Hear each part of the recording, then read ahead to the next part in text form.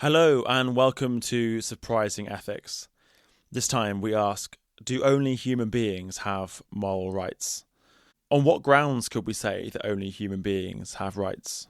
What separates the rights holders on the one hand and the rightsless on the other? Is animal rights just too radical an idea to accept? And what kinds of historical dynamics might have given rise to the idea of human exceptionalism?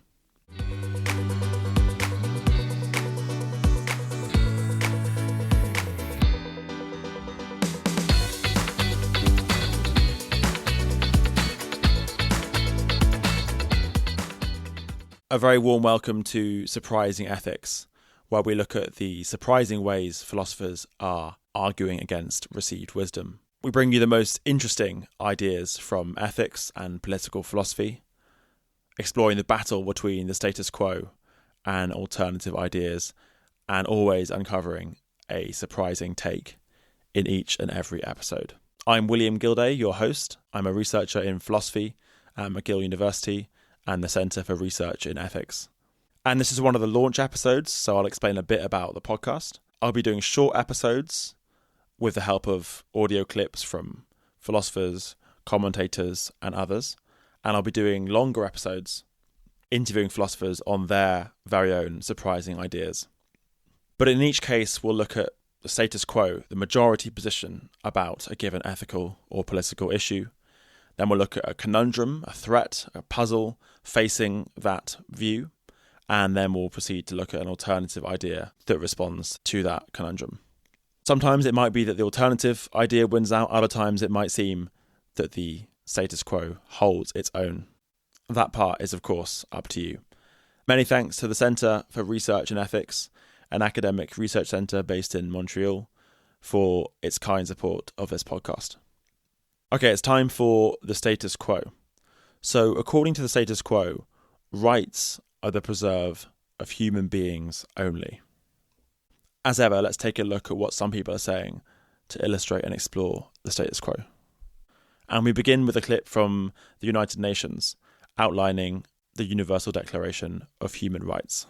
On the 10th of December, 1948, the General Assembly of the United Nations adopted the Universal Declaration of Human Rights as a common standard of achievement for all peoples and all nations. And if anything, what I'm worried about This is Claire Fox, a British journalist on Moral Maze, a BBC radio show. is an enthusiasm for animal rights, because we've lost faith in an intellectual commitment to the exceptionalism of humans. I am a humanist and animals are beneath us. The world would be a better place if we didn't have to take advantage of animals in any manner. This is Colin Blakemore, Professor of Physiology at Oxford, speaking on the BBC's In Our Time. But I guess anybody who makes use of animals would make an argument that there is some benefit from doing so. And I think that in each case, we just have to judge the validity of that utilitarian equation. And finally, here is Melvin Bragg on the same show.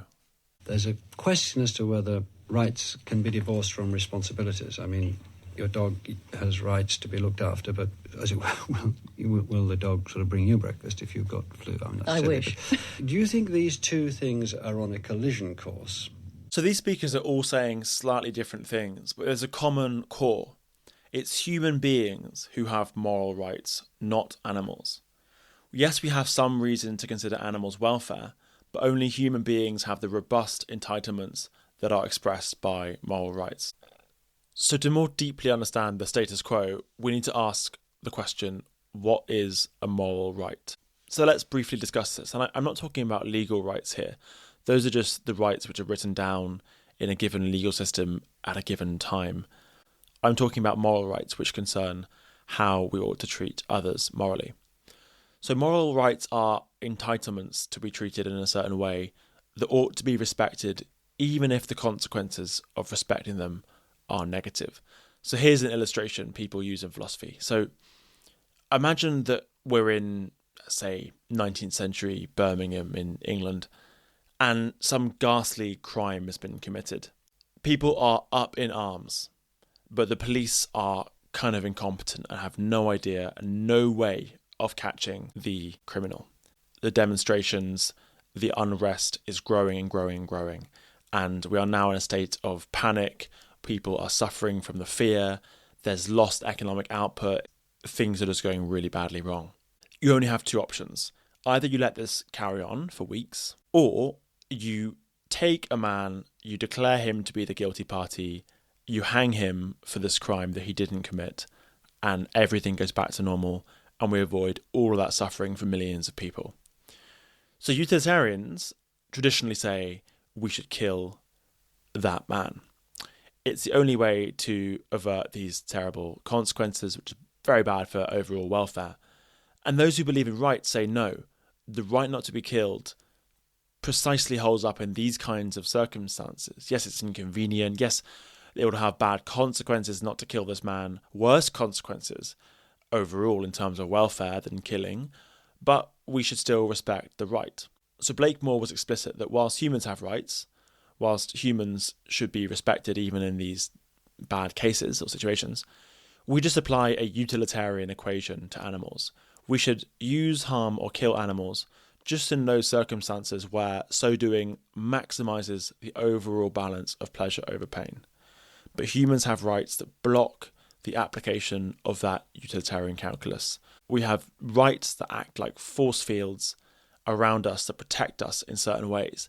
And yes, those shields or force fields can be infringed upon in certain absolutely exceptional circumstances, but we can't just string someone up because it would quell an angry mob and calm down a city and avert a lot of aggregate suffering. So the status quo says humans have these rights, animals don't. And now it's time for the conundrum. Why wouldn't non-human animals have rights? What is it that they lack that we have? We humans differ so much among ourselves, and animals differ so much among themselves. Is there really a universal difference where we can say humans have this characteristic, no animals have that characteristic, and that is what rights are founded on?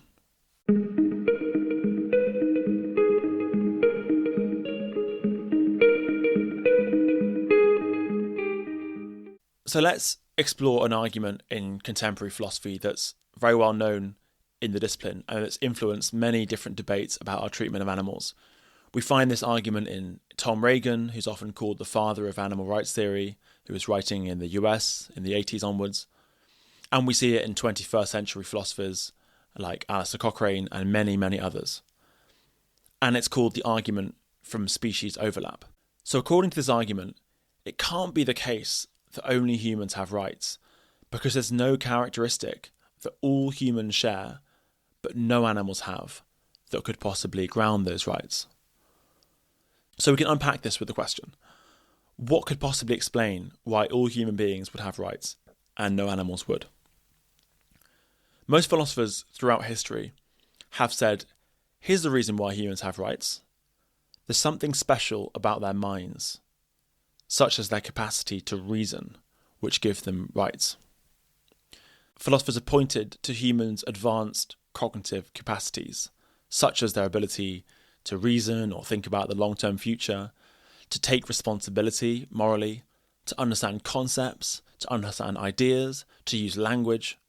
That is what they have based the hierarchy on, the hierarchy where animals are below humans and have no rights. But is that kind of hierarchy justified? Well, it creates a hierarchy that leaves many humans in a disastrous place. So what about humans who can't necessarily engage in sophisticated cognitive acts? What about humans who can't reason or plan or take responsibility? Humans like babies, humans at the other end of life who are very, very elderly and have lost those capacities, or humans throughout life who, because of some genetic difference, don't have those particular abilities. We should recognise that advanced cognition isn't a universal fact of human life. It's something which most humans have, but not all. So according to the argument from species overlap, humans without these advanced cognitive abilities do have rights. They aren't any lesser than us as individuals, and they also should have legal protection and human rights. But they don't have these properties, So rights can't be based on those properties. It can't be the difference maker as to whether you have rights that you can reason or plan or mentally time travel. So these philosophers then say humans must matter morally and have rights, not because they are capable of reason, but because of some other, far more basic or foundational mental capacity. So one contender here is sentience, the capacity to have good or bad experiences like enjoyment, suffering, pain, contentment, calm, and so on. So now we get towards the surprise for this episode. The UN document and the New World Order it reflects that all humans have moral rights. It's precisely what shows us that rights aren't just for humans. Human rights imply there must be animal rights. And this is kind of surprising because that document is trying to mark out human beings and all human beings as special, as unique. But it's precisely because we think that human rights are universal among human beings that we should believe that there are animal rights too. So the Universal Declaration of Human Rights could well have been a universal declaration of the rights of sentient beings. So, okay, before the battle between these two views continues, let's summarise where we've got to. So we started with the status quo idea that the only rights holders are human beings. And then we saw the alternative view, which said that can't be the case because there's nothing that separates all humans from all animals. So logical consistency requires us to recognise the rights of animals. We can't say that animals have no rights because they're not capable of reason, and then say humans have rights regardless of whether they have the capacity to reason. But here's a move we could make in favour of the human-only rights view and against the animal rights view. We could say, okay, we should just accept that human rights aren't really universal. They're not really human rights. They're rights for the rational. So on this view, we should accept that many, many human beings don't have moral rights at all, and that the only rights holders are those capable of reason, or forward planning, or sophisticated mental time travel, or moral responsibility. Now, there are some philosophers, who accept this view, but it seems deeply counterintuitive. Are we really to believe that some humans matter and have rights, other humans don't matter as individuals morally at all, and don't have any moral rights, and can be treated in ways that set aside their core interests, so long as that's an efficient way of maximising overall welfare? This seems deeply counterintuitive and would seem to lead us towards a very dark view where we could sacrifice many humans, humans with certain disabilities, and maybe even babies in general, and people suffering from advanced dementia, if and because that would be a useful way to benefit other beings.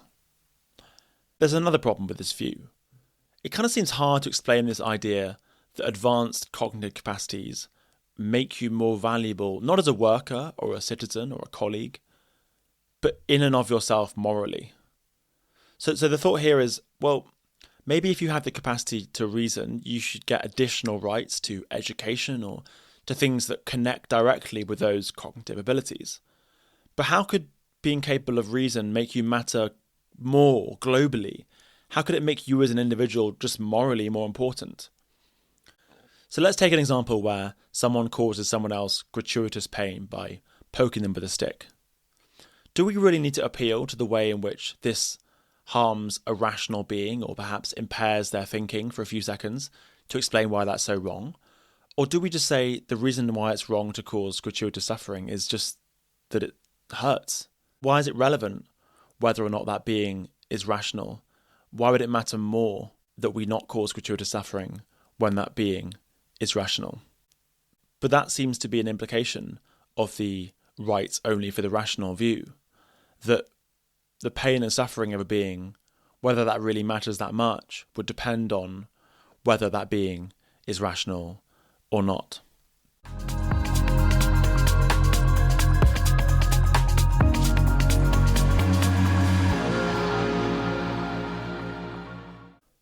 Okay, so let's now explore one last defence of the human-only view.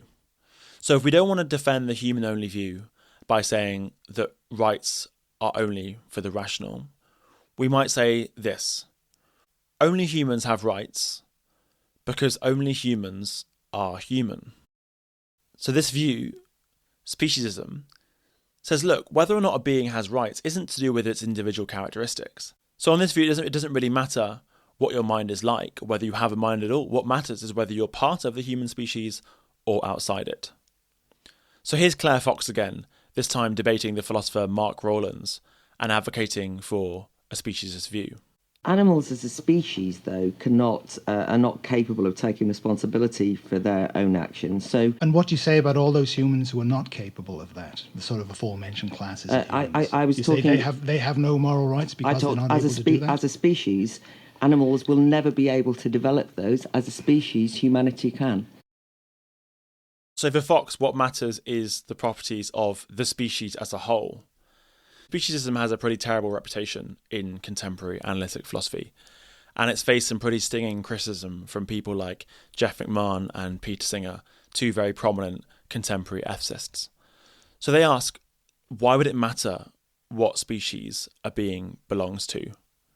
Why would being part of one species rather than another be the difference between having rights and having no rights? So what is a species anyway? Species are often defined in terms of DNA, or what kinds or sorts of acid one has in one's cells which direct development. Or species could be the potential to interbreed with other members of a species to produce fertile offspring. So whether a being is a horse depends on whether it can procreate with other horses to produce fertile horses. So as a biological idea, a biological classification, it seems mysterious how it could hold so much moral weight. And the speciesist seemingly can't explain why species is relevant, rather than other classifications like being a mammal or being an animal or being part of a subgroup of human beings. So the speciesist is in a kind of situation where they can't explain why the differentiating factor they pick out is relevant, and why we shouldn't just go for some other biological classification, which could, again, turn into quite a dark picture. Okay, so in the rest of the episode, I want to explore two more questions. First, is animal rights an overly radical idea? And if not, why doesn't a majority of people believe in animal rights? So in many ways, animal rights isn't really a radical idea. Endorsing the idea of animal rights doesn't mean we're endorsing the idea of equal rights for humans and animals. So it doesn't, for example, mean that it's as bad to kill an animal as to kill a human. It also doesn't mean that animals have the same number or type of rights as humans. So there are many rights, like a right to an education, which plausibly animals don't have. But other rights, like rights against being harmed in certain ways or rights against being killed, it would seem that animals do possess those rights in general, even if those rights aren't always as strong as in the case of humans. And also, it seems that animal rights is kind of implied by common sense. It's not a kind of new addition to our ethics, but rather a teasing out of an implication that was there all along, because we find animal rights in the idea of human rights. But in another sense, animal rights is a radical idea, in that it goes against philosophical assumptions that have been made for millennia. So Aristotle, the ancient Greek philosopher, had this idea of the great chain of being that runs all the way through medieval philosophy and in a way to this day. So Aristotle had this idea that there was a kind of hierarchy of being according to our degree of perfection. So at the top was God, and then we have man, and then we have animals of various sorts, and then we have plants, and so on down the list. And this kind of way of thinking is part of the background of everyday assumptions. And often, although we tend to defend a human-animal hierarchy, we don't even notice this under the heading of hierarchy. It's so far in the background of our way of thinking. It's such a kind of organising assumption that when we think of hierarchies, we might think of other intra-human hierarchies without even noticing this interspecies hierarchy that we are generally operating with. And there are so many hierarchies embedded into society and the economy. And of course, animal rights is radical in challenging those practices and in pointing out the subjugation of animals and the way in which humans hold power over animals often arbitrarily, and animals can't do anything about that.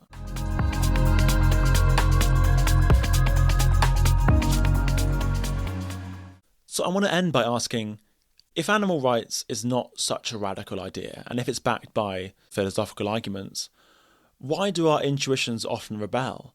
Why do we think, I don't think animals could have rights, or maybe it doesn't really matter that much, even if the arguments suggest it does?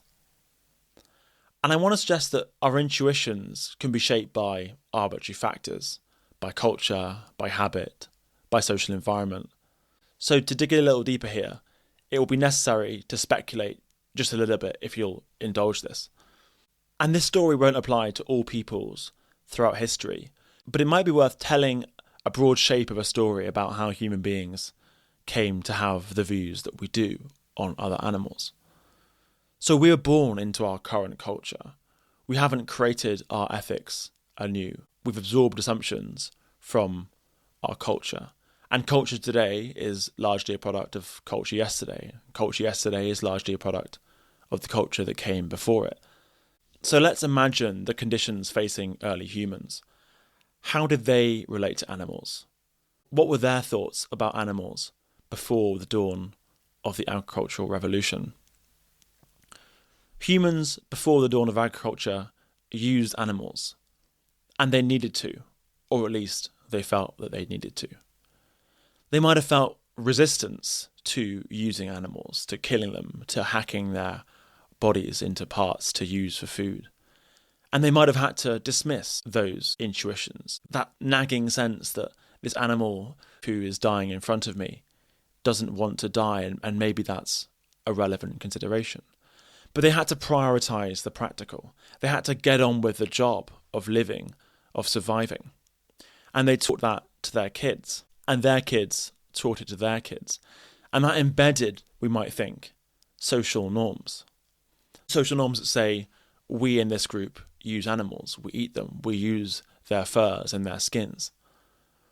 Why didn't norms change to reflect the new circumstance in which people found themselves after economies had become more sophisticated and after we stopped relying so much on animals for everyday needs? Well, people found it advantageous to use animals, and the animals themselves can't prevent it. But then I think something tragic happened in the last centuries. The need to use animals started to wane, and it continued to decrease all the way to where it is in the present day. Today, in many societies, it's inessential to use animals. Not only that, societies face severe dangers from continuing to use animals, but inertia had taken hold. So when the initial justification of our use of animals ceased to have any purchase, we continued to use animals because we weren't responding to morality, we were responding to social norms.